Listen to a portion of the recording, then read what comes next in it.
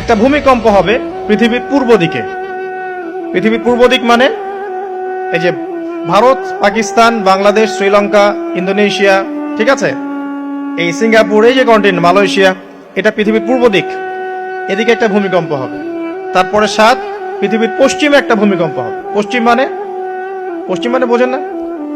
পশ্চিমা বিশ্ব না, সৌদি আরব না, পশ্চিমা বিশ্ব, ব্রিটেন, ফ্রান্স, জার্মানি, তারপরে রাশিয়ান কন্টিনেন্ট, হ্যাঁ, ইউক্রেন, এদিকে আপনার আমেরিকা, এই পুরো পশ্চিমা বিশ্ব, এখানে একটা ভূমিকম্প হবে বড়। এবং এগুলো এমন হবে যেগুলোতে ভূমি মাটিতে ধসে যাবে, মাটিতে ডুবে যাবে। ভূমিকম্প না, ভূমিধস।